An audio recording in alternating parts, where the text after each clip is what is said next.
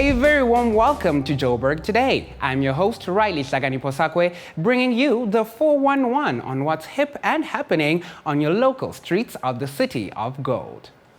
Buying a motorcycle at the age of 20 may be seen as an economical means to a mode of transport, but buying one at 40 can be interpreted as a cry for help.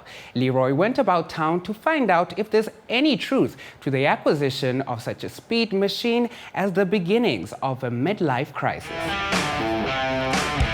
For most of us, our lives are governed by rules, but as we get older, we tend to question those rules. And what we tend to discover is something a little frightening. The question, did we live our lives to the fullest? The answer, it's time to spice things up.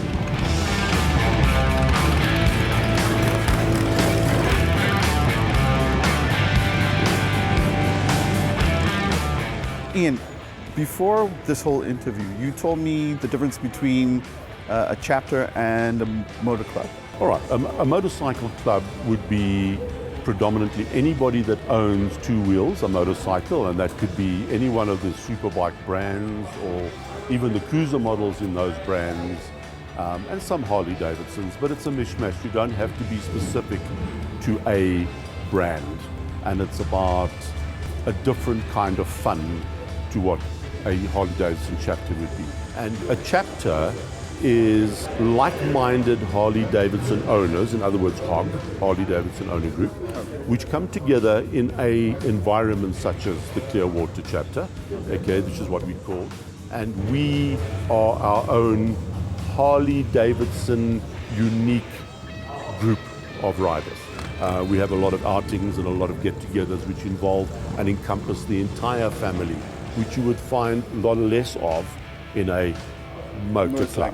Yes. Now, what makes Harley Davidson the go-to brand for a lot of men who, encounter midlife crisis? It is the premium brand of motorcycles, okay? The build quality, the iconic status that it has from movies that have been done over the years, and the iconic feeling of freedom getting onto a Harley Davidson. The sound, the styling, it was bandana on, let's go. So who buys the Harley Davidson, aside from, your weekend warrior? Well, it's very much the guy that wants to get out of the corporate environment and he wants to let his head down with his alter ego. But it creates that illusion, if you like, that mindset that I am on my own, I am unique, I'm driving a unique motorcycle. Experiencing the freedom. Correct, I'm experiencing the lifestyle. In the spirit of inclusiveness, I met one of the Clearwater chapter ladies who gave me her opinion on the often misinterpreted ownership of motorcycles as part of a midlife crisis. Personally, it has been a dream of mine to have a motorcycle, and it's just a tick that I needed to do, and that's about it. So it's got nothing to do with midlife crisis or anything of that sort? It has nothing to do with midlife crisis. I personally, I think it's just if you've always dreamed about it, if you afford it at a certain age, then you're gonna do it. Well, can I get a ride? No chance about it. At the back, Baba.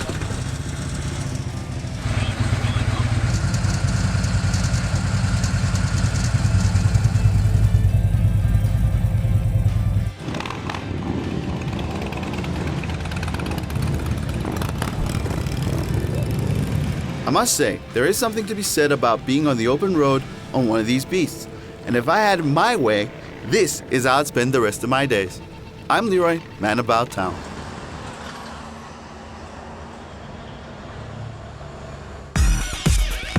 As always, we love hearing from you, so do yourself that favor and hit the like button on our Facebook. That's joburgtoday.tv, or follow us on Twitter at joburgtoday.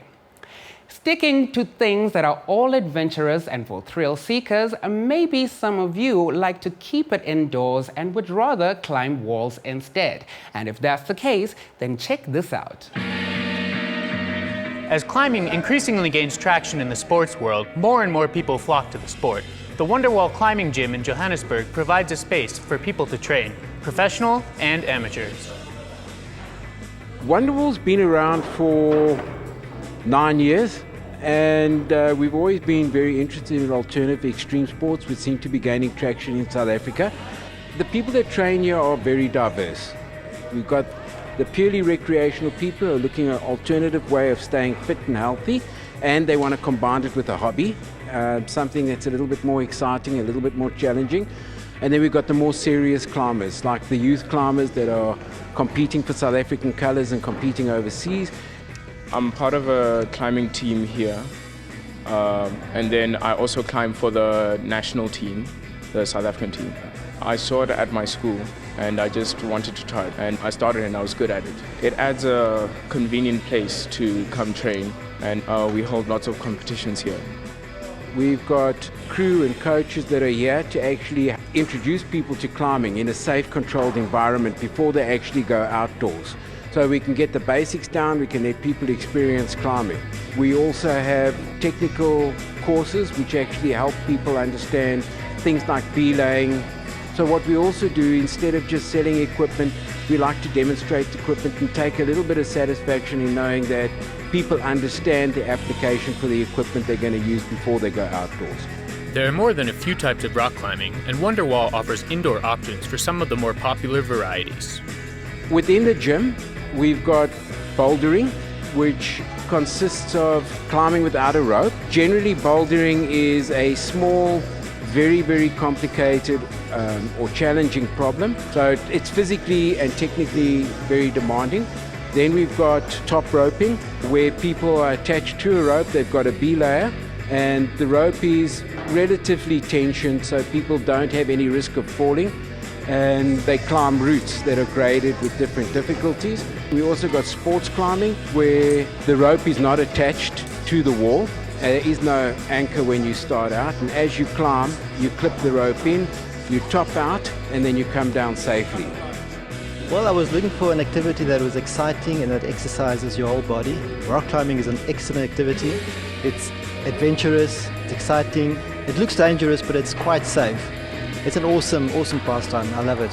Well, what I found is it's a very addictive sport.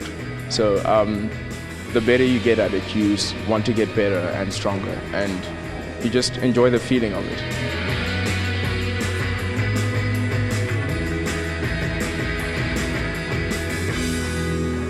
I'm Samuel Gebhardt for Joburg Today.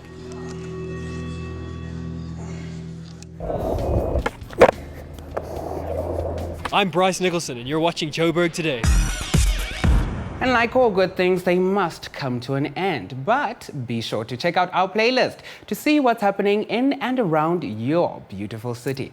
That's it from me, Riley. I hope that you have a good Freedom Day. Enjoy.